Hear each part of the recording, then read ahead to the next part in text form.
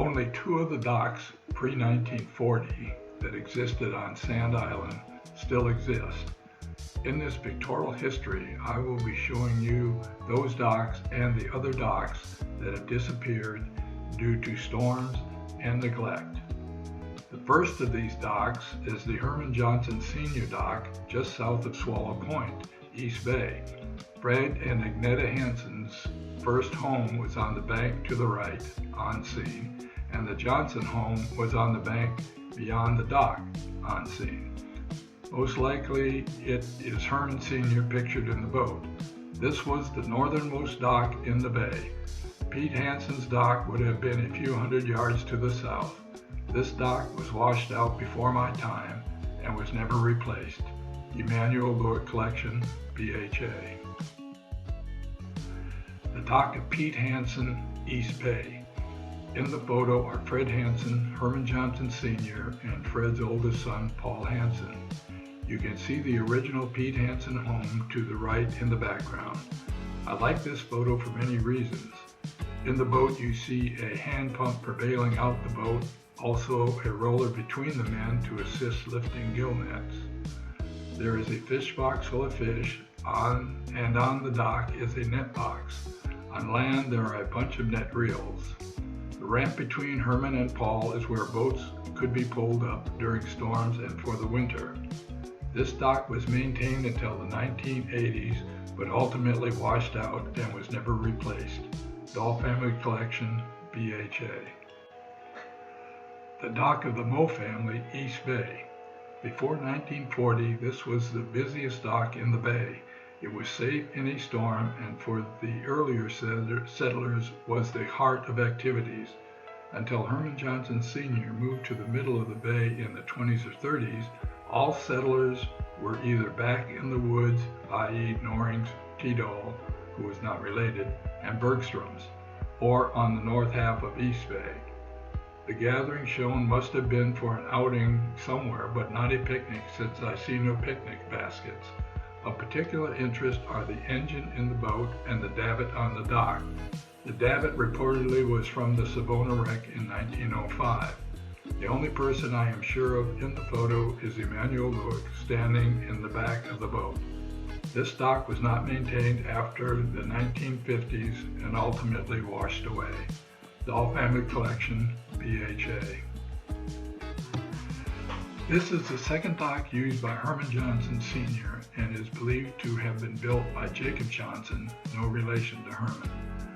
The dock stood in the middle of East Bay. This photo might have been taken in the 1940s, as the Anderson boat Mary is shown moored at the dock. This dock had the deepest water in East Bay. We used this dock until the early 50s when we built our own dock. One still can see the underwater logs from this dock when drifting over the site. In the background left is Jacob Johnson's home, my great-grandfather. We think that this dock was originally his, but as his name was also Johnson, the name fit for both Johnsons. What might be the roof of the blacksmith shop sits behind the Wright fish house, and to its right is Moe's house, used for loggers, Twin Dormers, as well as their home, White. This dock was maintained until the early 1950s, but washed out after that and was never replaced. Dahl Family Collection, BHA. The dock of John Shaw, Burt Hill at Shaw Point. When I was very young, the inner portion of this dock had been washed out.